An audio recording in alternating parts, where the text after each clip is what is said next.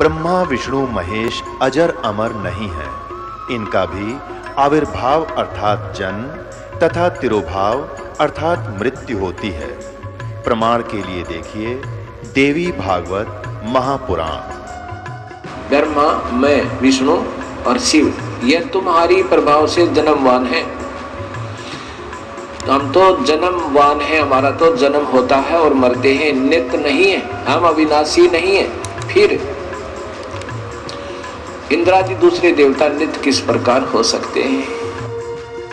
कृपया अवश्य सुनिए जगत गुरु तत्वदर्शी संत रामपाल जी महाराज के अमृत वचन।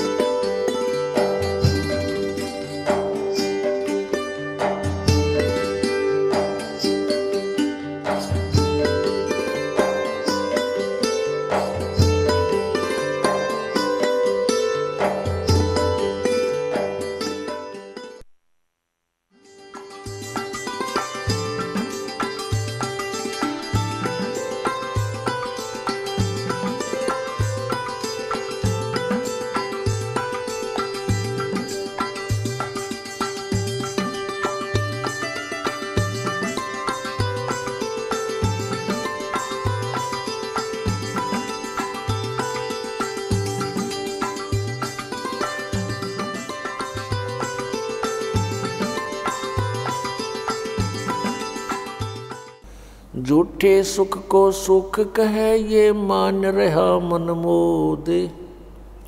सकल चबीना काल का कुछ मुख में कुछ गोदे। परमात्मा ने आके बताया कि झूठे सुख को सुख कहे ये मान रहा मन मोद। ये सकल चबीना काल का कुछ मुख में कुछ गोद। आप प्रतिदिन सुनते हो, समाचार पत्रों में भी पढ़ते हो, दुर्घटना के कारण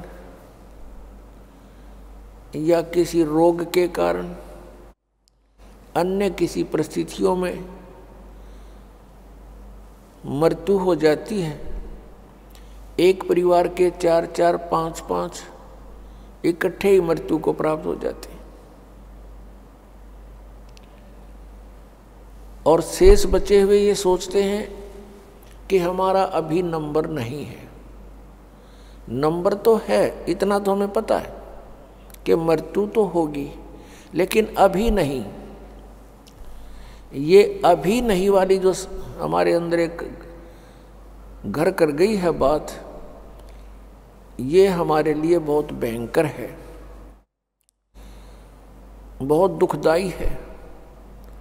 परमेश्वर ने आके बताया कि मौत भूल गया बावड़े, अचरज किया कौन, ये तन माटी में मिल जाएगा जो आटे में लौण। मौत को भूलकर, जाने वाले समय को भूलकर हम यहाँ सब बकवादें करते हैं। और यदि किसी प्राणी को कोई ऐसा असाध्य रोग हो जाता है और उसको ये पता लग जाता है कि इसका कोई ट्रीटमेंट नहीं, कोई उपचार नहीं है, तेरी मृत्यु डेफिनेट है, उसकी स्थिति जानकर देखो, जो शेष बचे हुए ये सोचते हैं कि हमारा अभी नंबर नहीं है। उस रोग के उजागर होने से पहले वो भी यही सोच रहा था कि मेरी अभी मृत्यु नहीं है, क्योंकि अभी मैं 40 वर्ष का हुआ हूँ और 100 वर्ष तक की आयु मानकर हम यहाँ सेट हुए बैठे हैं। लेकिन हम भूल जाते हैं कि वो व्यक्ति चले गए जो 20 वर्ष के थे, कोई 30 वर्ष के थे, जिनके छोटे छोटे बच्चे थे, उनको छोड़कर चले गए। अचानक मृत्यु होगी किसी रोग से, एक्सीडेंट से, तो वो भी यही सोच रहे थे कि हमारी अभी मृत्यु नहीं है। पुण्यात्माओं, ये सब काल का जाल है, जीव के बस से बाहर है। इसलिए परमात्मा ने आकर के हमें एक मेथड बताया, एक विधि बताई कि तुम इस विधि से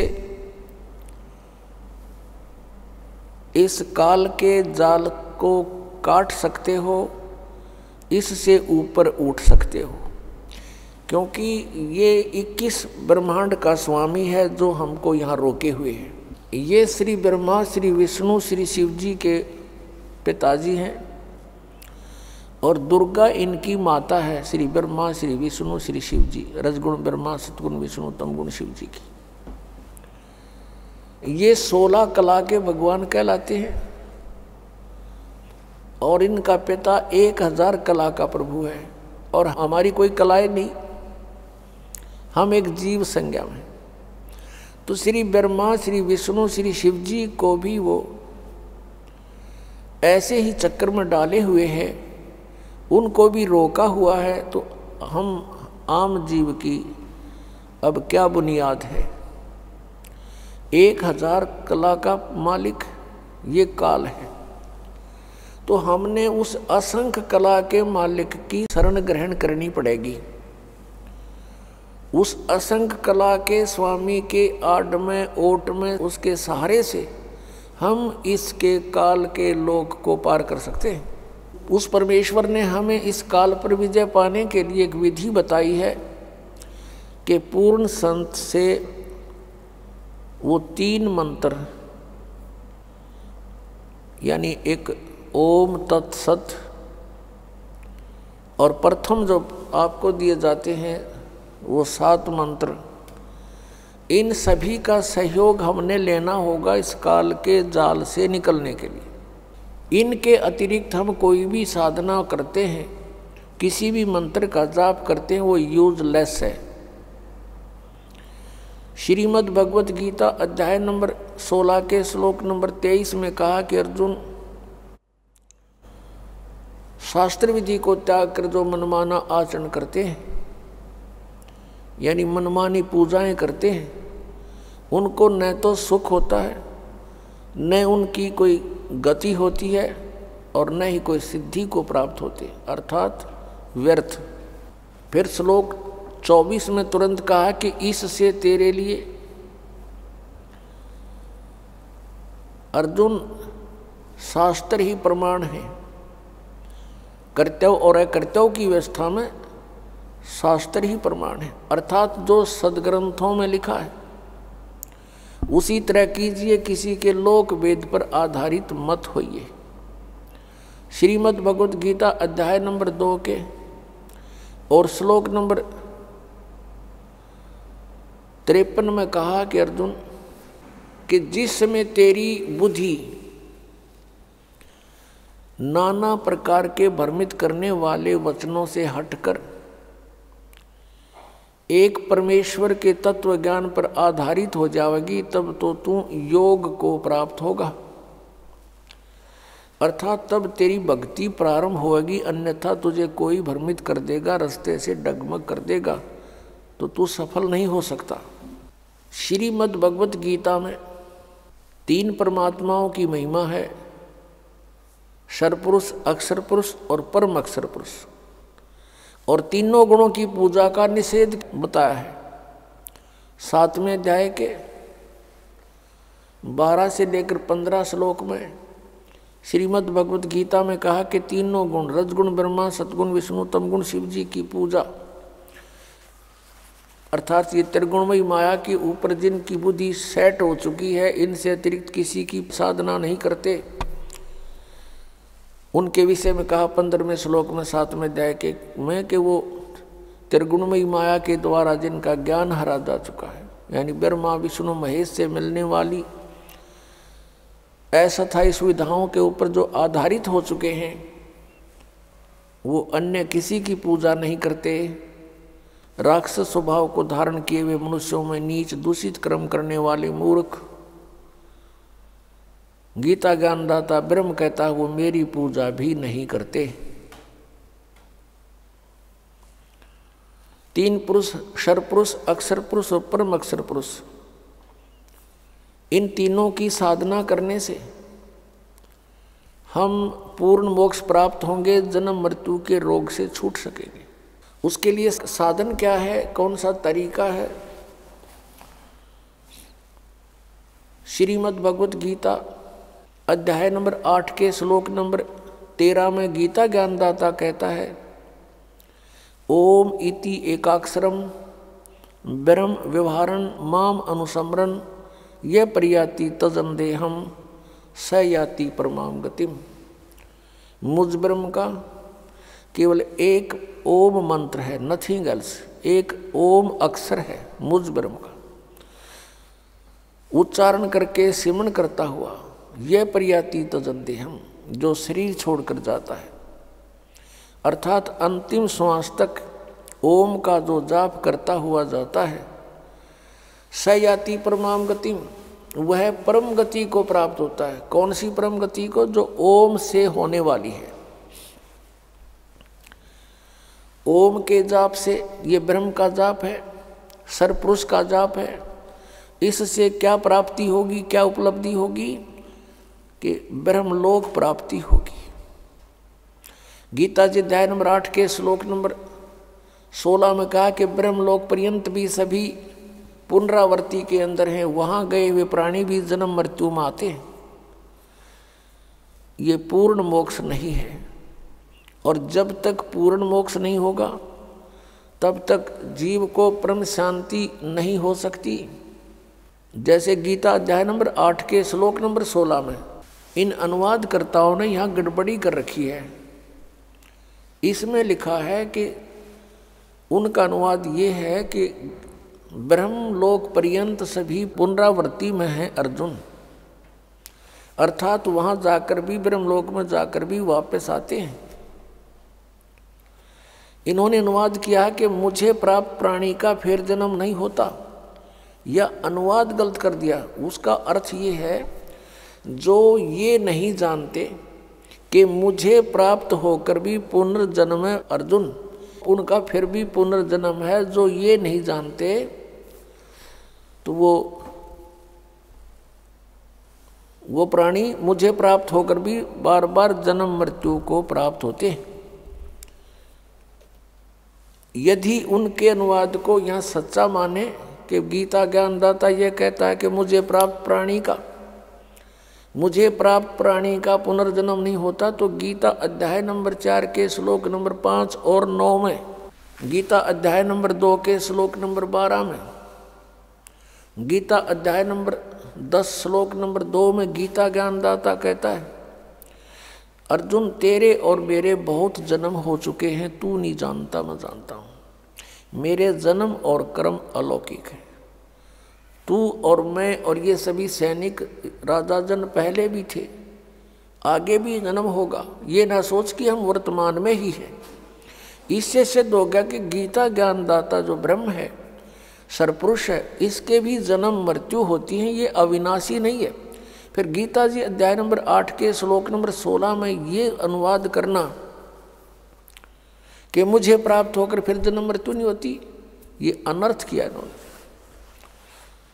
अपने आत्माओं, गीता अध्याय नंबर 8 के श्लोक नंबर 1 में अर्जुन ने पूछा कि प्रभु, आपने जो गीता अध्याय नंबर 7 के और श्लोक नंबर 29 में जिस तत्परम के बारे में कहा है, जो व्यक्ति यहाँ जरा और मरण से छूटने का ही प्रयत्न करता है, वो तत्परम से, पूरे अध्यात्म ज्ञान से और सभी कर्मों से परिचित हो चुका है। वो फिर यहाँ से जरा यानी बुढ़ापा, मरण माने मृत्यु, क्योंकि सबसे बड़ा कहर इस प्राणी पर वृद्ध अवस्था होता है, और उसके बाद फिर मृत्यु, इससे भी बूढ़ा। तो पुण्यात्माओं, यहाँ वो गीता ज्ञानदाता से अर्जुन ने प्रश्न किया कि फिर वो तत्परम क्या है जिसको जानकर फिर प्राणी केवल जरा और मरण से छूटने का ही प्रयत्न करता है। उसके विषय में 8वें अध्याय के 3 श्लोक में उत्तर दिया कि वो परम अक्षर ब्रह्म है। श्रीमद् भगवत गीता अध्याय नंबर 15 के श्लोक नंबर 1 से लेकर 4 तक बता के उल्टा लटका हुआ संसार रूपी वृक्ष है। इसके ऊपर को जो जड़ है वो तो मूल मालिक है, वो पूर्ण परमात्मा है, वो परम अक्षर ब्रह्म है। और नीचे को तीनों गुण रूपी शाखा है। अब गीता ज्ञानदाता ने केवल इतना संकेत कर दिया कि ऊपर को जड़ है और नीचे को तीनों गुण रूपी शाखा है, बीच का कोई पोर्शन उसने नहीं बताया। फिर गीता जी अध्याय नंबर 4 के श्लोक नंबर 34 में कहा है कि वो तत्व ज्ञान है। कौन सा तत्व ज्ञान? जो गीता जी अध्याय नंबर 4 के श्लोक नंबर 32 में गीता ज्ञानदाता कह रहा है कि पूर्ण परमात्मा ने परम अक्षर ब्रह्मणे मुखे। यहाँ भी गीता अनुवादकर्ताओं ने अनर्थ किया है। ब्रह्मणे मुखे का अर्थ वेद की वाणी लिख दिया, नहीं, ये सच्चिदानंद घन ब्रह्म की वाणी में, यानी जिसको परमात्मा ने स्वयं आकर अपने मुखारविंद से बोला है, अपने मुख कमल से बोला, उस ज्ञान में धार्मिक अनुष्ठानों की, यज्ञों की जानकारी विस्तार से कही गई है। वो तत्व ज्ञान है। चौथे अध्याय के 34वें श्लोक में कहा कि उस तत्व ज्ञान को जो परमेश्वर ने स्वयं आकर बोला हुआ है, उसकी वाणी में लिपिबद्ध होता है, उस ज्ञान को तू तत्वदर्शी संतों के पास जाकर समझ। उनको दंडवत प्रणाम करने से, कपट छोड़कर नम्रतापूर्वक प्रसन्न करने से वह तत्वदर्शी संत तुझे परमात्मा तत्व का ज्ञान कराएंगे। यानी गीता ज्ञानदाता यहाँ अपनी असमर्थता व्यक्त कर रहा है कि मैं उस तत्व ज्ञान से परिचित नहीं हूँ। फिर 15वें अध्याय के गीता जी के एक श्लोक में उसका उत्तर दिया है कि वो तत्वदर्शी संत है कौन? ऊपर को जड़ वाला, ऊर्ध्व मूलम अधः शाखम, ऊपर को जड़ और नीचे को तीनों गुण रूपी शाखा वाला। ये उल्टा लटका हुआ संसार रूपी वृक्ष समझो, जिसकी जड़ तो ऊपर ने है और नीचे को तीनों गुण रूपी शाखा है। अब गीता ज्ञानदाता ने इतना संकेत दिया है और बताया कि जो इस उल्टे लटके हुए संसार रूपी वृक्ष के सभी छंद, सभी विभाग बता देगा पत्तों सहित, स वेदवित, वो तत्वदर्शी संत है। वह वेद के तात्पर्य को जानने वाला है। तो परमेश्वर कबीर देव जी वो सच्चिदानंद घन ब्रह्म हैं, जिन्होंने 600 वर्ष पहले अपनी अमृतवाणी कबीर वाणी में अपने मुखारविंद से, मुख कमल से वो तत्व ज्ञान बोला। उसमें क्या बोला था कि अक्षर पुरुष एक पेड़ है, निरंजन वा की डार और तीनों देवा शाखा है ये पात रूप संसार। दूसरे शब्दों में अक्षर पुरुष एक पेड़ है, सरपुरुष वा की डार और तीनों देवा, रजगुण ब्रह्मा, सतगुण विष्णु, तम गुण शिव जी, तीनों देवा शाखा है और पात रूप संसार। वो परमात्मा ने आकर यू ज्ञान बोला, ये सच्चिदानंद घन ब्रह्म की वाणी कबीर वाणी। इसी का रेफरेंस ऋग्वेद मंडल नंबर 9 और सूक्त नंबर 96 के मंत्र 16 से लेकर और 20 तक है। हे परमात्मा, आपका वास्तविक नाम क्या है? 16वें श्लोक में प्रश्न है। उत्तर दिया 17वें श्लोक में कि वो कबीर साहब, कबीर परमेश्वर है और कबीर वाणी के द्वारा वो अपने ज्ञान को लोकोक्तियों के माध्यम से उच्चारण करके बोलता है, जिस कारण से वो एक प्रसिद्ध कवि भी कहलाता है, लेकिन वो होता है परमात्मा। फिर 18वें श्लोक में कहा कि वो तीसरे मुक्ति धाम में रहता है, सतलोक में रहता है, वहां से गति करके आता है। गीता जी अध्याय नंबर 15 के श्लोक नंबर 4 में कहा है कि जब तत्वदर्शी संत आपको मिल जावे, उसके पश्चात परमेश्वर के उस परम पद की खोज करनी चाहिए, जहां जाने के बाद साधक फिर कभी लौटकर संसार में नहीं आता। और जिस परमेश्वर ने सारे ब्रह्मांडों की यानी संसार रूपी वृक्ष की रचना की है, और मैं भी उसी की शरण में हूं, केवल उसी की भक्ति करनी चाहिए। अनन्य मंत्र श्रीमद् भगवत गीता अध्याय नंबर 18 के श्लोक नंबर 62 में कहा कि अर्जुन, तू सर्व भाव से उस परमेश्वर की शरण में जा, उसकी कृपा से तू परम शांति को और सनातन परम धाम को प्राप्त होगा, शाश्वतम स्थानम। अब इससे सिद्ध हो गया कि गीता ज्ञान दाता श्री कृष्ण जी में प्रवेश करके ब्रह्म बोल रहा है, और ये भी नाशवान। इसका मंत्र जो ओम नाम है, केवल इसकी साधना करने से जो प्राप्ति होगी वो भी यूजलेस। क्योंकि ये सरपुरुष है, नासवान है। अध्याय नंबर 15 के श्लोक नंबर 16 और 17 में 3 प्रभु बताए, सरपुरुष, अक्षर पुरुष और परम अक्षर पुरुष। परम अक्षर ब्रह्म जो 8वें अध्याय के मंत्र 1 का उत्तर 8वें अध्याय के 3रे श्लोक में दिया गीता ज्ञानदाता ने कि वो परम अक्षर ब्रह्म है। तो गीता जी अध्याय नंबर 15 के श्लोक नंबर 16 में 2 पुरुष, सरपुरुष और अक्षर पुरुष की जानकारी है। सरपुरुष है ये जो ये ब्रह्म है, ज्योति निरंजन काल है, 21 ब्रह्मांड का स्वामी है। इसका ओम नाम है। फिर अक्षर पुरुष ये 7 संख ब्रह्मांड का स्वामी है। और इसका गीता जी अध्याय नंबर 17 के श्लोक नंबर 23 में जो ओम तत् सत 3 मंत्र कहे हैं, उसमें से इसका ये तत् मंत्र है, ये सांकेतिक है। ओम और तत् मिलके यह 2 अक्षर का सतनाम बनता है। और तीसरा जो सत्य है वो सारनाम की तरफ संकेत है।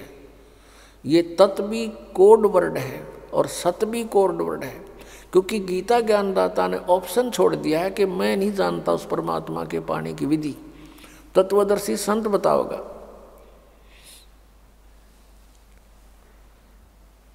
अब जो प्रसंग चल रहा है कि शास्त्र विधि को त्याग के जो मनमाना आचरण करते हैं उनको कोई लाभ नहीं होता। गीता जी अध्याय नंबर 16 के श्लोक नंबर 23 में और 24 में स्पष्ट कर दिया कि इससे तेरे लिए कर्तव्य और अकर्तव्य की व्यवस्था में सदग्रंथ ही प्रमाण है, किसी के लोक वेद पर विश्वास मत करना। तो यहाँ जो गीता जी अध्याय नंबर 15 के श्लोक नंबर 16 में कहा है कि सरपुरुष और अक्षर पुरुष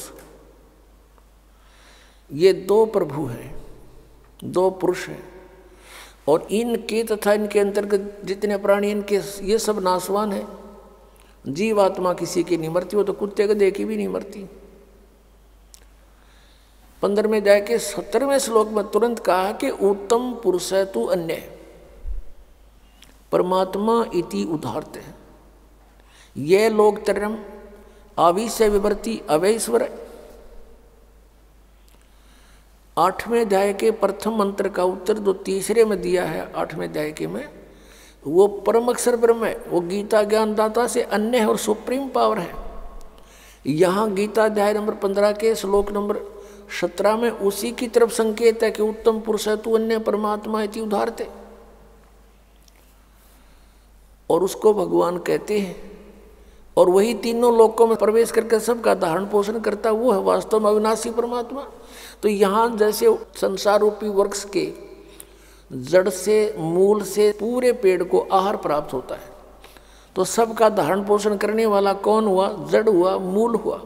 और वो मूल कौन है? वो परम अक्षर ब्रह्म है, वो परम देव पुरुष है। तो वो तीनों लोकों में प्रवेश करके सबका धारण पोषण करता है वो परमात्मा। कौन? परम अक्षर ब्रह्म। अब हमने ये साधना देखनी है कि किस साधना से हम जन्म और मृत्यु के रोग से मुक्त होंगे और सदग्रंथों में प्रमाण हो वही सफल होगा। अब गीता जी अध्याय नंबर 15 के श्लोक नंबर 18 में फिर इसने थोड़ी सी टांग अड़ाई है गीता ज्ञानदाता ने, लेकिन उसने बोला तो ठीक है, समझने वाले उसको गलत समझ जाते हैं।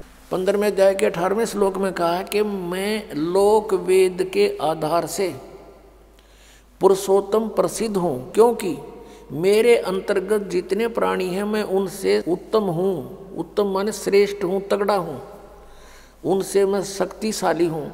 इसलिए मैं लोक वेद के आधार से पुरुषोत्तम प्रसिद्ध हो रहा हूँ। आई एम नोट पुरुषोत्तम। पुरुषोत्तम तो 15वें अध्याय के 17वें श्लोक में इसने खुद बता दिया कि वो है पुरुषोत्तम। लोक वेद क्या होता है? जैसे हमने सुन रखा था, श्री ब्रह्मा जी, श्री विष्णु जी, श्री शिव जी अजरो अमर हैं, इनके कोई माता पिता नहीं है। सर्वेश्वर, महेश्वर, मृत्युंजय, कौलज्य, पता नहीं क्या क्या कह रखा था। अब इनकी जीवनी और सदग्रंथों को देखा, इस दास पे दया करी परमेश्वर कबीर जी ने, मेरे पूज्य गुरुदेव जी ने, पूज्य परमेश्वर कबीर देव जी ने, तो उसमें पाया कि तो नासवान इनकी जन्म मृत्यु होती है। यो लोक वेद था। अभी दिखाते हैं। हमारे पवित्र सदग्रंथ वही हैं जिनको हम आदरणीय और मान्य मानते हैं, इनको सत्य मानते हैं। और ये सदग्रंथ पहले संस्कृत में थे। संस्कृत केवल एक ब्राह्मण वर्ग ही पढ़ने का अधिकारी होता था। उनका यह बात समझ में आई नहीं, क्योंकि तत्व ज्ञान नहीं था उनके पास। तो ये सदग्रंथ उस तत्व ज्ञान रूपी कुंजी से, की से, उस ताली से खुलते हैं, वो इनके पास थी नहीं। इसलिए आज तक लोक वेद सुनाते रहे। देखिएगा श्री ब्रह्मा विष्णु महेश की जीवनी में क्या लिखा है। श्रीमद् देवी भागवत और गीता प्रेस गोरखपुर से प्रकाशित है। इसके संपादक कौन है? हनुमान प्रसाद पोदार चिमनलाल गोस्वामी। ये कहाँ से छपी है फिर देख लिए क्लियर। प्रकाशक एवं मुद्रक हैं गीता प्रेस गोरखपुर, गोविंद भवन कार्यालय कोलकाता का संस्थान। ये इनके फैक्स और फोन नंबर है। इसके 123 नंबर पर ही सब कंसेप्ट क्लियर हो जाता है। अब तीसरा स्कंध 123 पृष्ठ, और ये देखिएगा, तुम शुद्ध स्वरूपा हो, ये सारा संसार तुम ही से उद्भासित हो रहा है। मैं ब्रह्मा और शंकर हम सभी तुम्हारी कृपा से विद्यमान हैं। श्री विष्णु जी कह रहे हैं अपनी माता दुर्गा के विषय में, और अपनी स्थिति बताते, हमारा आविर्भाव और तिरोभाव हुआ करता है। हमारा आविर्भाव माने जन्म, तिरोभाव माने मृत्यु होता है। हम अविनाशी नहीं है, हमारा जन्म मृत्यु होता है। केवल तुम ही नित्य हो, जगत जननी हो, प्रकृति और सनातनी देवी हो। अब इससे ये विषय हो गया कि दुर्गा को प्रकृति भी कहते हैं। भगवान शंकर बोले, देवी यदि महाभाग विष्णु तुम ही से प्रकट हुए हैं, तो उनके बाद उत्पन्न होने वाले ब्रह्मा भी तुम्हारे ही बालक हुए। फिर मैं तमोगुणी लीला करने वाला शंकर क्या तुम्हारी संतान नहीं हुआ? अर्थात मुझे भी उत्पन्न करने वाली तुम ही हो शिवे। संपूर्ण संसार की सृष्टि करने में तुम बड़ी चतुर हो। इस संसार की सृष्टि, स्थिति और संहार में तुम्हारे गुण सदा समर्थ हैं। उन्हीं तीनों गुणों से उत्पन्न हम रजगुण ब्रह्मा, सतगुण विष्णु, तमगुण शिव जी नियमानुसार कार्य में तत्पर रहते हैं। पुण्यात्माओं, इस पवित्र सदग्रंथ श्रीमद् देवी भागवत ने थोड़े से विवरण में सब कुछ कंसेप्ट क्लियर कर दिया। इसमें 5 कंसेप्ट क्लियर हो गए, 5 पॉइंट। नंबर 1, ब्रह्मा विष्णु महेश नासवान है, इनकी जन्म मृत्यु होती है। ये अजरो अमर मृत्युंजय कालज्य नहीं है। और दूसरा ये हो गया कि दुर्गा इनकी जननी है, इनको जन्म देने वाली माता है। तीसरा ये हो गया कि रजगुण ब्रह्मा, सतगुण विष्णु, तमगुण शिव जी है। चौथा ये हो गया कि ये केवल नियमित कार्य ही कर सकते हैं, आपके संस्कार को बदल नहीं सकते। आपके भाग्य में कोई भयंकर दुख है, मृत्यु है या कोई और हानि है, तो ये कोई चेंज नहीं कर सकते उसको, क्योंकि वो कर्मों का आधार है। और कर्म में परिवर्तन केवल परम अक्षर ब्रह्म, पूर्ण ब्रह्म कबीर देव, कबीर साहब कर सकते। और 5वां ये हो गया कि दुर्गा प्रकृति है। दुर्गा को प्रकृति भी कहते हैं। गीता जी अध्याय नंबर 7 के श्लोक नंबर 1 से 4 में कहा कि अर्जुन, अब ये ऐसा ज्ञान बता दूंगा कि इसको जानने के बाद फिर कुछ भी जानना शेष नहीं रहेगा। मेरी 2 प्रकार की प्रकृति है। एक तो ये जैसे जल, पृथ्वी, आयु, वायु, इस तरह की ये 8 प्रकार के, और दूसरी चेतन प्रकृति दुर्गा है। तो यहाँ श्रीमद् देवी भागवत में भी इसको स्पष्ट कर दिया है कि दुर्गा को प्रकृति कहते हैं। अब प्रसंग जो चल रहा है वही आते हैं। श्रीमद् भगवत गीता अध्याय नंबर 15 के श्लोक 18 में जो कहा है उसने कि मैं लोक वेद के आधार से पुरुषोत्तम प्रसिद्ध हूँ।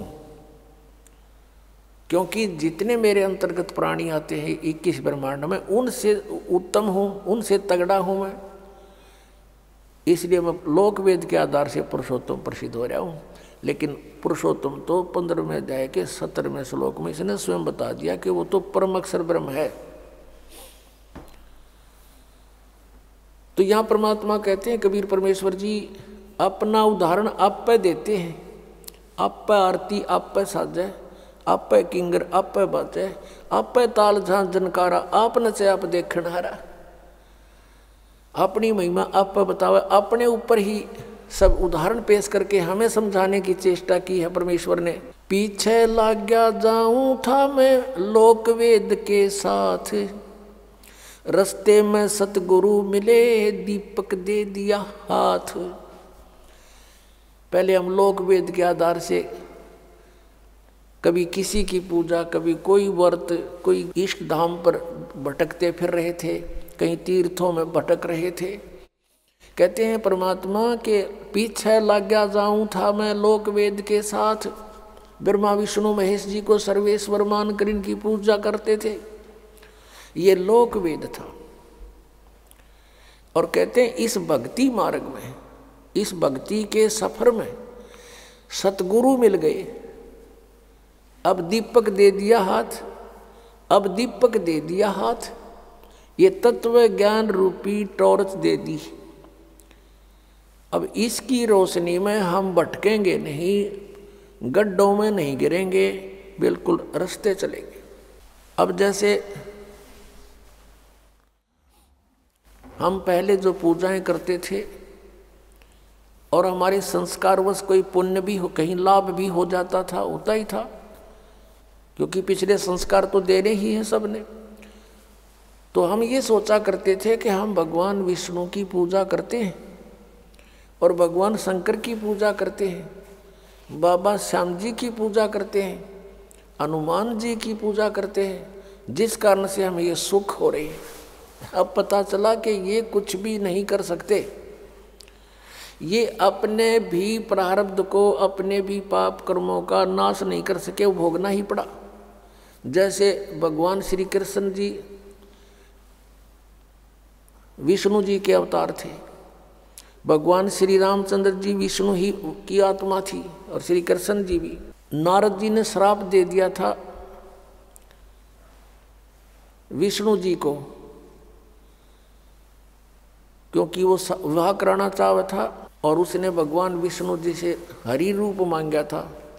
विष्णु जी ने उसका बंदर का मुंह लगा दिया था, जिससे वो अक्षुब्ध हो गया और विष्णु जी को श्राप दे दिया था कि एक जीवन तू अपनी पत्नी के वियोग में बितावेगा। और ऐसा ही हुआ। श्री विष्णु जी श्री रामचंद्र रूप में राजा दशरथ के घर जन्म हुआ। युवा होते ही विवाह हुआ, विवाह होते ही वनवास हुआ, वनवास में सीता का अपहरण हुआ और 12 वर्ष तक वो सीता रावण के बाग में रही। उसके पास घोर युद्ध हुआ, करोड़ों व्यक्ति मारे गए, सीता वहाँ से सकुशल ले आए। फिर कुछ ही दिनों, कुछ ही वर्षों के बाद किसी धोबी के व्यंग से, टोंट कसने से सीता जी को घर से निकाल दिया। आजीवन उनका मेल नहीं हुआ, नारद के श्राप थे और इस भगवान की बिरान बैठी। तो परमात्मा कहते हैं कबीर जी, तुम कौन राम का जपते जापम अर्थात कटे न ये तीनों तापम। और फिर श्री राम रूप में बाली मारा था सुग्रीव का भाई श्री रामचंद्र जी ने धोखा देकर, उसका भी प्रतिफल भोगना पड़ा श्री कृष्ण रूप में अवतरित होकर। एक शिकारी ने श्री कृष्ण जी के पैर में विषाक्त तीर मारा और श्री कृष्ण जी की मृत्यु हुई। वो शिकारी कौन था? वो बाली वाली आत्मा थी। तो यहाँ परमात्मा कहते हैं पीछे लग गया जाऊं था मैं लोक वेद के साथ, रस्ते में सतगुरु मिल गए दीपक दे दिया हाथ। अब परमात्मा कहते हैं पुण्यात्मा कभी रुक नहीं सकते भक्ति बिना, चाहे उनको किसी भी तरह से कोई साधना कोई बतावे उसी तरह लग जाते हैं, क्योंकि वो पिछले पुण्य कर्मी संस्कारी प्राणी होते हैं। और सत साधना ना मिलने से वो अपना जीवन नष्ट कर जाते हैं और पूर्व की पुण्यों से उनको उस जीवन में और शास्त्र विरुद्ध साधना करते करते भी बहुत से सांसारिक सुख हो जाते हैं जो उनके प्रारब्ध में होते हैं, और वो सोचते हैं कि हम ये जो पूजाएं कर रहे हैं इससे हमें लाभ हो रहा है। तो जिस कारण से वो अपना जीवन नष्ट कर जाते हैं, अंत में उन पर बहुत भारी आपदाएं आनी शुरू हो जाती हैं, क्योंकि पूर्व जन्म के पुण्य थे वो तो समाप्त हुए, आगे चारित्र ठीक नहीं था, यानी साधना शास्त्र अनुकूल नहीं थी, शास्त्र विरुद्ध थी, उससे कोई लाभ होना ही नहीं था।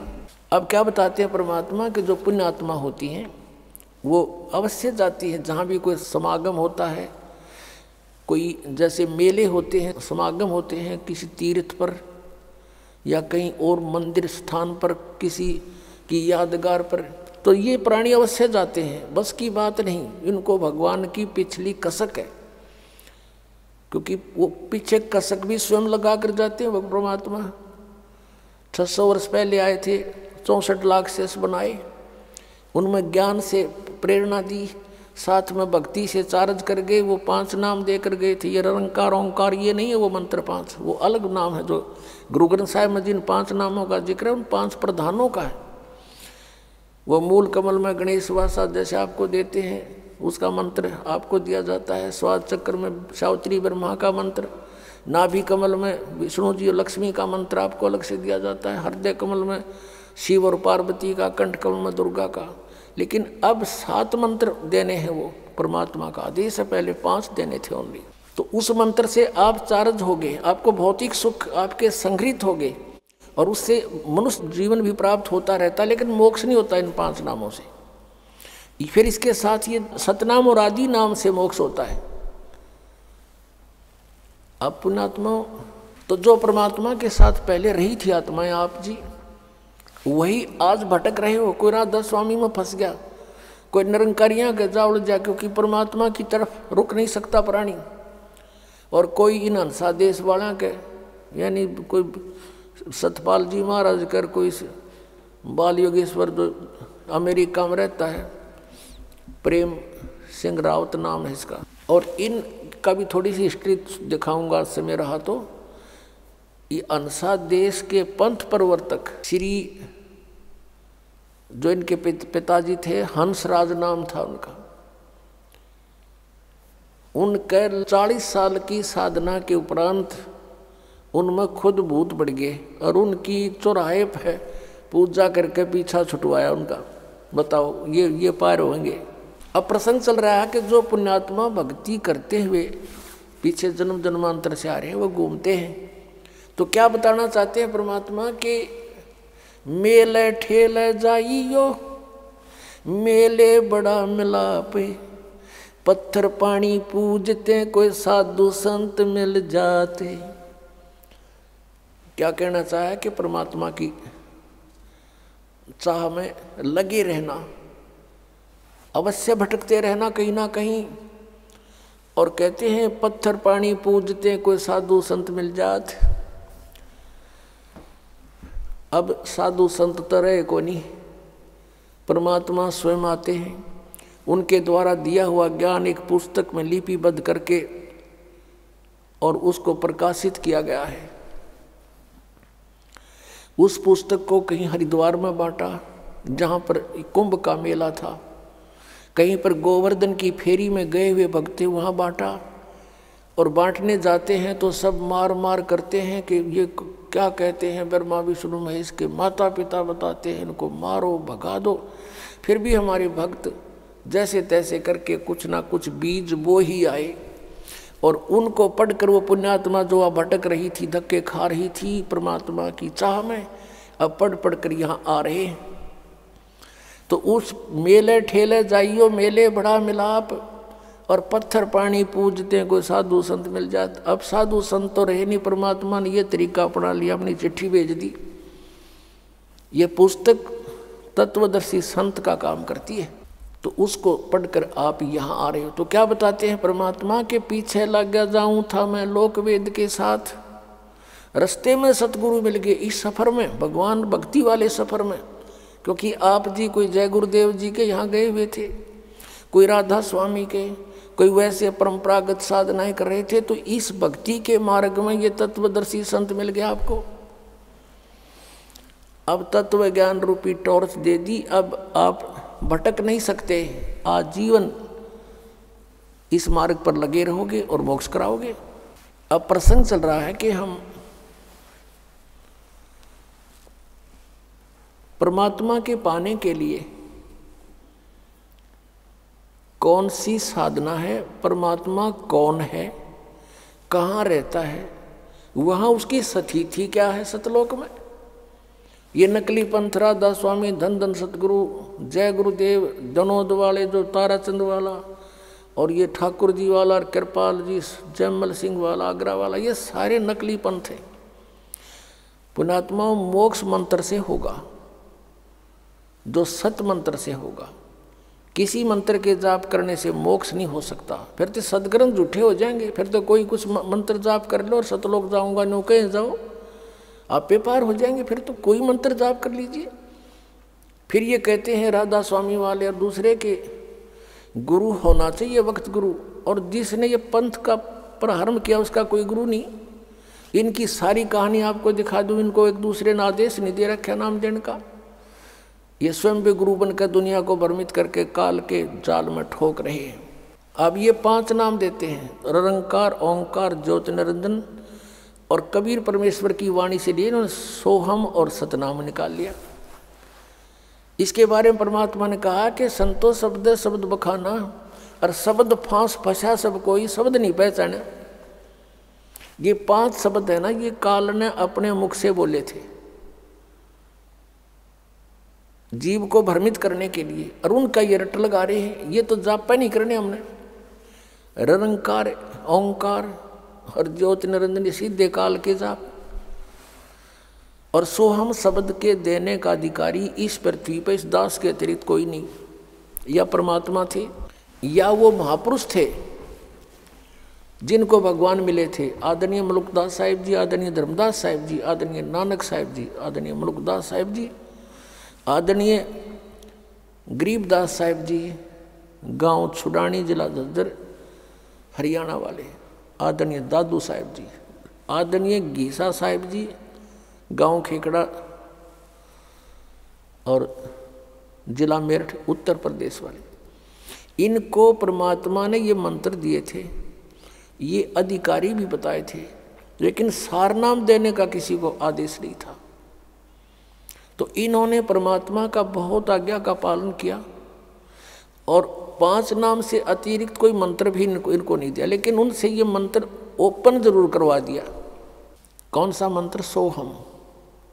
परमात्मा कहते हैं कबीर परमेश्वर जी, सोहम शब्द हम जग में लाए और सार शब्द हमने गुप्त छुपाए। कहते नामा छिपा ओम तारी, पीछे सोहम भेद बिचारी, सार शब्द पाया जद लोई, आवागमन बहुड़ ना होई। एक नामदेव नाम के महापुरुष थे, छिपी जाति में, रोहिला जाति में, और बहुत पुण्यकर्मी प्राणी थे। पिछले संस्कार इतने प्रबल थे, ओम नाम का जाप जपते थे। फिर क्या हुआ कि उन्होंने उपदेश ले लिया परमात्मा से। परमात्मा कबीर जी कहीं भी आकर कुछ समय रह जाते थे और वो भेद नहीं देते थे मैं कौन हूँ, कहाँ से आया हूँ। एक साधु संत रूप में कहीं रह करके 10-20 वर्ष फिर वहाँ से अंतर ध्यान हो जाते थे। उसी स्थिति में वहाँ एक नगर में रह रहे थे जहाँ नामदेव जी थे, जो पुंडरपुर एक नगर था, पुंडरपुर गांव, उस पुंडरपुर में रहा करते थे परमात्मा। तो वहाँ नामदेव जी भी उनके शिष्य हो गए, और भी बहुत कुछ एक भक्त बन गए। एक रंका और वंका नाम के, और बंका, ये 3 प्राणी और शिष्य हुए थे। और भी बहुत से थे पर ये सुप्रसिद्ध ये 4 थे। एक रंका, उसकी पत्नी बंका और उसकी लड़की वंका, 3 नाम थे उनके। तो नामदेव जी ओम नाम का जैसे परमात्मा प्रथम मंत्र देते थे और वो 5 नाम देते थे, नामदेव जी उससे हटकर भी वो स्वयं एक ओम नाम को विशेष महत्व देते थे पिछले संस्कार के कारण। जैसे गीता जी अध्याय नंबर 7 के श्लोक नंबर 19 में कहा कि बहुनाम जन्मानाम अन्ते ज्ञानवान माम प्रपद्यते, बहुत बहुत जन्मों के किसी अंत के जन्म में कोई पुण्यात्मा मुझ ब्रह्म की साधना करता है, नहीं तो अन्य उपासनाओं में जीवन व्यर्थ कर देते हैं। और वासुदेव सर्वमिति सहमात्मा सुदुर्लभ है, ये बताने वाला कि वासुदेव वासुदेव माने सर्वशक्तिमान, जिसकी सबके ऊपर प्रभुता है, उसको वासुदेव कहते हैं। श्री कृष्ण जी वासुदेव नहीं थे, वो तो एक विभागीय मंत्री थे इस 3 लोक के अंदर, पृथ्वी लोक, स्वर्गलोक और पाताल लोक पर। वासुदेव उनके पिताजी का नाम था। और वासुदेव नाम कहाँ से? वेदों से पंडितों पुरोहितों ने अपने यजमान का नाम बड़ी आशा रखा करती, इसलिए वासुदेव नाम रख रखा था उसका।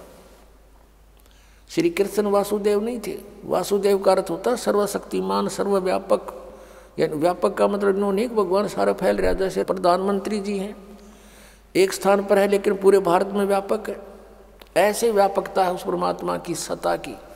तो कहने का भाव ये है कि जो ये बताने वाला साधु तो बड़ी मुश्किल से मिलेगा अर्जुन, कि वो वासुदेव ही सब कुछ है, वही पाप नाशक है, वही पूजा के योग्य है, वही सर्वश्रेष्ठी रचनहार है, वही पाप हमारे सब दुखों को दूर करने वाला है और किसी की पूजा नहीं करनी चाहिए। कहते ये बताने वाला साधु तो बड़ी मुश्किल से मिलता, सुदुर्लभ। अब कहने का भाव ये है कि नामदेव जी ने परमात्मा का उपदेश अवश्य ले रखा था, लेकिन फिर भी हम इसी तरह यहाँ फेल होते आए। वो फिर भी अपने ओम नाम को महत्व ज़्यादा देते थे, फिर भी जैसे था। अब क्या होता है कि उनकी पिछले संस्कार की बहुत प्रबल परमात्मा में चाह थी, लगन थी। एक दिन क्या हुआ कि नामदेव जी छिपी जाति में थे और ब्राह्मण वर्ग जो है मंदिर के अंदर अन्य किसी को आरती के समय प्रवेश नहीं होने देते थे, उनका कुछ ऐसा विधान बना रखा था, बाहर बेशक खड़े रहो कोई। एक दिन क्या हुआ कि मंदिर में आरती हो रही थी और नामदेव जी वहां से आ रहे थे किसी कामवश। वह आरती की ऐसी धुन ताल बज रही थी, वो भी विभोर हो गए। पंडित लोग तो घंटी बजा रहे थे ऐसे पकड़ पकड़ के। नामदेव जी ने अपने जूते निकाल लिए, अपनी जूतियाँ निकाली, चमड़े से बनी हुई होती थी पहले। वो चमड़ा किसी भैंस या किसी की उसको काट कर नहीं बनाया जाता था, स्वाभाविक कोई पशु मर जाता था उसका फिर चर्मकार लोग उसका चाम उतार कर घर पे सुखा के स्वयं बनाते थे। और हमने देखा उस समय, और पहले तो और ज़्यादा स्थिति थी दूसरी थी, एक एक जूती 5-5, 10-10 वर्ष तक निकाल लिया करते थे। तो उसने क्या किया, जूते अपने हाथ में उठाए, इतना मस्त हो गया, जूतियों को पीटने लगा घंटी की तरह न्यू करता हुआ, और मंदिर में पहुंच गया, उन ब्राह्मणों के बीच में घुस गया। अब पंडितों ने देखा किसी ने तो बात बिगाड़ दी, भगवान ठाकर के मंदिर में जूते हाथ में चाम के लेके, और ये छोटी जाति वाला आ गया। उसकी पकड़ के बाजू एक पंडित ने, ब्राह्मण ने मंदिर के पीछे पटक दिया, और वो वहां पड़े पड़े भी ऐसे बजा रहे हैं। परमात्मा ने उस मंदिर का मुंह नामदेव की तरफ कर दिया, और पंडित जी पिछली साइड में घंटी बजावे खड़े खड़े। अब उन्होंने सोचा भी ये क्या चक्कर हो गया, स्तब्ध हो गए। उन्हें घंटी बजानी बंद कर दी, नामदेव ने भी बंद कर दी। उठा, उसने क्या पता था कि काम ऐसे कर दिया, भगवान ने उठ कर फिर आ गया, चलो आरती पूरी होगी। अगले दिन सत्संग था, 1-2 दिन के बाद कबीर परमात्मा ने सत्संग रखा हुआ था। उधर से क्या हुआ कि नामदेव अपने गुरु बहन भाइयों के घर पहुंचे, रंका और बंका के घर पे। वहां पर रंका बंका नहीं थे, उनकी बेटी थी वंका, उससे पूछा ये क्या कर रही है बहन? वो एक पट्टी तैयार करे थी, जैसे देसी जड़ी बूटियाँ हल्दी उल्दी बना बनू के गर्म ठंडी करके। उसने पूछा क्या कर रही है? कि भाई पट्टी तैयार करूं। किसके क्या हो गया? आंटी अंकल का कुछ हो गया कि नहीं? गुरुदेव भगवान के हाथ में चोट लग गई। नामदेव ने पूछा क्या लग गया बहन? वो वंका कहने लगी भाई तुम बाज आ जा, आप मनमुखी बहुत चलते हो, भगवान को दुखी ना करा करे। तेरे के सिर में दर्द था, तू पंडिता के बीच में जा बढ़िया, आ जाता सीधा। तेरी इज्जत रखने के लिए, यानी भगवान की इज्जत रखने के लिए परमात्मा ने तेरा मंदिर घुमाया भाई। और उस समय उनके हाथों में खाल छुलगी गुरु जी की, और उसके लिए पट्टी तैयार करो। अब नामदेव का जची नहीं कि वहां तो गुरुजी थे ही नहीं। अब वो गुरुजी के पास गया जहां वो अपने झोपड़ी में रहते थे, देखा सचमुच उनके पट्टी बंधी हुई थी, इंतजार कर रहे थे कि बेटी पट्टी लेकर आने वाली है। इतने में वंका पहुंच गई। वो उतारे हाथ अच्छी तरह छुले हुए, वो पट्टी करी, नामदेव चरणों में गिर गया, प्रभु माफ करो। परमात्मा ने कहा तू माफ कर मुझे, तेरे पीछे भटक रहा हूँ। परमात्मा कहते हैं कबीर जी जो जन मेरी शरण है ताका हूँ मैं दास, और गैल गैल ला गया फिर जब लग धरती आकाश। तो जो पुण्यात्माएं हैं परमात्मा उनके पीछे पीछे रहते हैं, उनको भक्ति में आस्था बनाए रखते हैं, कहीं ये नास्तिक ना हो जाएं। और ये काल भगवान चाहता है कि गलत साधना करके इनकी ब्रान माटी हुए और भगवान की भक्ति से आस्था हट जाइए। कदे भक्ति करें, कोई ना कोई बताने वाला हो तो सुने को नहीं। यदि परमात्मा आवे या उनका कोई दास आवे सत ज्ञान बताओ तो ये नो के ना हमने देख लिया कि तय कुछ को नहीं, कहीं पर कुछ नहीं है। काल ये चाहता है और दयाल ये चाहता है कि किससे की भक्ति करें, पर इन पर आपत्ति आवत संस्कार वो समय खड़ा पाऊँ, इनको आस्था बनी रहे भगवान है कहीं ना कहीं। अब ये समय यहाँ तक इस भक्ति को परमात्मा ने जीवित रखना था, और अब हम सब खेल परमात्मा की दया से सारा निर्णय हो जाएगा सचमुच कौन भगवान है, कैसा है, कैसे मिलता है। तब परमात्मा ने कहा भाई इस तरह ओम नाम तो मोक्ष नहीं हो नामदेव, एक मंत्र और दूंगा, लेकिन इसको तू किसी को नहीं देगा, और एक मंत्र फिर और दूंगा आदि नाम, किसी को नहीं बताएगा। तब कान पकड़ लिए, जो आप कहोगे प्रभु वैसे ही करूंगा। तब नामदेव जी को परमात्मा ने सतनाम दिया था, जिसमें एक ओम मंत्र है, एक तत् है। नम छिपा ओम तारी, पीछे सोहम भेद बिचारी, सार शब्द पाया जद लोई, आवागमन बोहड़ ना होई। नामा छिपा यानी नामदेव छिपी, पहले ओम में लो लगा रहा था, तारी माने लो, और पीछे सो हम भेद बिचारी, परमात्मा से सुना जब पीछे सो हम भेद बिचारी, फिर समझ में आया सचमुच। और सार शब्द पाया जद लोई, फिर नामदेव का आवागमन बहुड़ ना हुई। यानी ये तीन मंत्र हैं। पहला मंत्र तो वो अलग से है ही, वो तो स्टार्ट है, फर्स्ट एड है, और दो अक्षर का सतनाम है, जिसमें एक ओम मंत्र है, एक तत्, ओम सरपुरुष का और तत् अक्षर पुरुष का सांकेतिक है, और तीसरा परम अक्षर पुरुष का वो सार नाम है, जिसको आदि नाम भी कहते हैं, सार शब्द भी कहते हैं। अब इस साधना से मोक्ष होगा, किन किन का होया? आदरणीय नानक साहिब जी ने यही दो मंत्र का नाम जपा था, प्रमाण दिखाते हैं। अब जैसे कबीर परमेश्वर जी ने अपनी सभी उन पुण्य आत्माओं को जो गवाह बनाई थी कि कबीर इज गॉड, और उनको ये तीनों मंत्र दिए थे, पूरा कंप्लीट कोर्स दिया था, उनसे प्रतिज्ञा दिला दी थी, कसम खवा दी थी कि तुम अभी इसको डिस्क्लोज नहीं करोगे, ना अपने शिष्यों को दोगे जाप करने के लिए। अब वो महान आत्मा थे, दृढ़ भक्त थे, जो गुरुदेव ने कह दिया, भगवान ने फाइनल माना, उन्होंने किसी को नहीं बताया इस मंत्र को आज तक। आज इस दास पे कृपा करी परमेश्वर ने और आदेश दे दिया कि खोल दे खजाना, भंडारा खोल दे मोक्ष का। अब बात यह है कि मोक्ष सतलोक जाना है, जन्म मृत्यु का ये रोग कटाना है, वो औषधि कौन सी है, उपचार कौन सा है।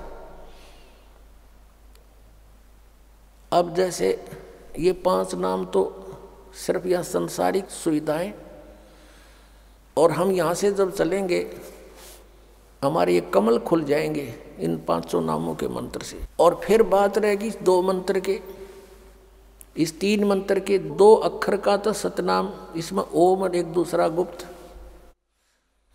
और तीसरा आदि नाम, बस इतना सम और कुछ नहीं। ना ये 5 नाम, ना अन्य वो 3 नाम, ये जो अकाल मूर्त शब्द स्वरूपी राम सतपुरुष, नहीं, ये तो एक बनावटी मंत्र है। ये तो परमात्मा की पर्यायवाची एक अक्षर है। जैसे जल पानी नीर, जल पानी नीर, अक्षर पुरुष का अर्थ है अविनाशी परमात्मा।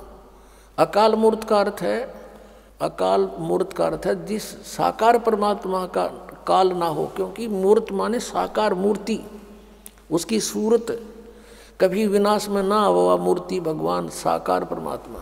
और सतपुरुष का अर्थ है, सत माने अविनाशी, पुरुष माने प्रभु, अविनाशी परमात्मा। अकाल मूर्त का भी वो अर्थ और सतपुरुष का भी वही अर्थ। और शब्द स्वरूपी राम, शब्द नाश में आता नहीं, यानी उस अविनाशी परमात्मा, राम माने परमात्मा, तीनों का अर्थ एक ही है, ये पर्यायवाची शब्द है। और ये रटवा में काल मूर्त शब्द स्वरूपी राम सतपुरुष मंडेरो, वो तो पाना है, वो तो खोजना है, वो तो उस परमात्मा को जल पानी नीर को तो खोजना है, वो जमीन में मिलेगा। उसके लिए हैंडपंप कैसे लगे, ये 3 मंत्र का जाप है। और प्रथम वो 5 नाम है जो अलग हैं, जिनको अब 7 नाम में देना पड़ता है। ये आदेश है परमात्मा का। अब कंप्लीट कोर्स करवाना है यो आपका। अब किस किस ने का मोक्ष हुआ, आदरणीय नानक साहिब जी और ये राधा स्वामी पंथ, धन धन सदगुरु पंथ, सभी मानते हैं कि आदरणीय नानक साहिब जी का मोक्ष हुआ और सचखंड गए, सतलोक गए। तो उन्होंने किस क्रिया से परमात्मा पाया, वही हमने अपनानी पड़ेगी, नथिंग एल्स। अब उन्होंने वो 2 अक्षर का मंत्र आपको दिखाते हैं। पहले तो राधा स्वामी पंथ से ही इसको दृढ़ करते हैं कि सोई गुरु पूरा कहावे जो 2 अक्षर का भेद बतावे।